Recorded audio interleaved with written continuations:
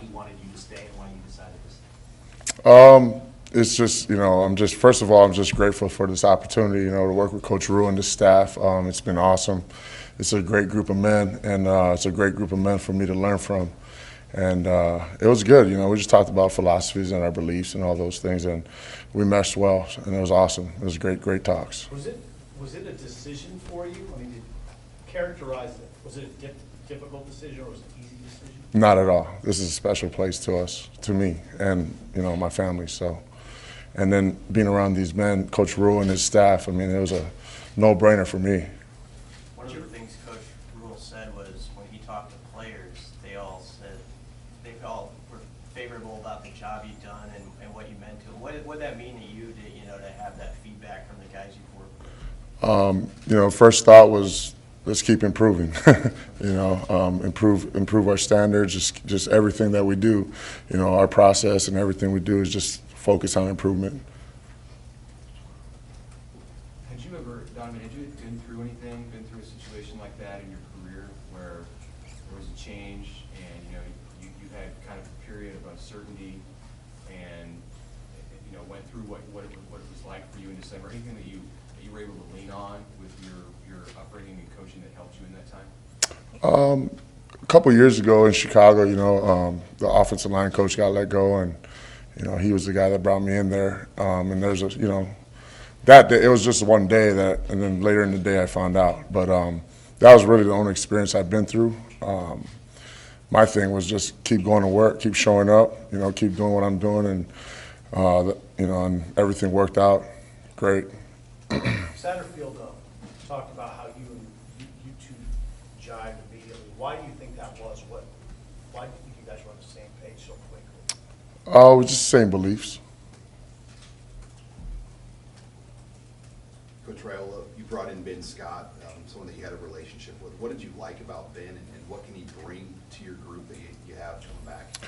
He has a lot of experience playing at a high level, and he's doing well. Since he's been here, he's a smart kid. And then he's still learning our standards, but he's been great for us, as an older guy that's got a lot of playing experience, and then everyone around him just accepted him, which made the transition better for him.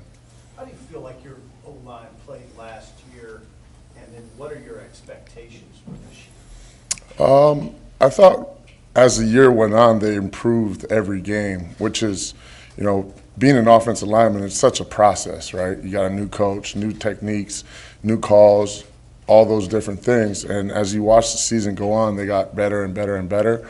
And that's all we're focused on. We're focused on today, focusing on our process of improvement, and that's what we're going forward with. How much could it help? Does it help at all that this is your second year with these guys? Is that something that can help? Yes, absolutely. How so? How does that help? The same voice, they're hearing the same voice, the same coaching points over and over and over and over. And, when they get out there, the game's so fast that it just simplifies their thoughts so they can play fast. When you went to find Ben, or when you brought him in here to recruit him, was it specifically to find a center? I know he's played tackle and center, but speak to the importance of having a center to be able to build that line around. Was that the intention all the way with him? Well, first off, with the center question, that's a special position. That's a specialized position, right? You're the brains. You set everybody. You make sure everyone's on the same page, right? You're looking for a guy that's a natural leader, that's willing to get up there and communicate well and make sure everyone's on the same page. And that's a special position to me. That's the position I played. Just Ben's experience, we don't know where he's going to play yet, but he's doing a great job with, whatever we throw at him. What's maybe a common trait among those four Nebraska offensive linemen that you just signed back in December? Toughness. What do you seek that out when you're recruiting? Like, is there a thing that you're looking for, and how do you evaluate it? How do you find toughness? How do you know you see toughness? Just the whole process of the recruiting, right? Like you watch the film, right? How hard they play, and then you figure out when you get around them and their families, right, what their beliefs are, right, and just their demeanor about how they go about their business. What does it mean to have Nuri back? It's going to be great. It's great for the whole unit. You know, everyone's working hard and working together, and I'm excited to watch their improvement. Did you get to work with him at all? I mean, it obviously couldn't be a part of games, but what was your exposure to him last year while he was out? He came to all the meetings. How interchangeable is Turner Corcoran? I mean, what can you envision for him this year? A guy that can maybe play just about anywhere for you. Yeah, he's one of those guys you can play outside at tackle or guard, right? So it's always good, but we work all those guys in different spots just so, you know, they're preparing, you know, who knows, right? Last year was pretty interesting, right? So we just work them, you know, on the left side, right side, so they're working on different stances, different types of movements. You know, the left side obviously is different than the right side a little bit, right? So, you know, it's great having guys like that, you know, that, you know, hey, something happens, he can move here or there.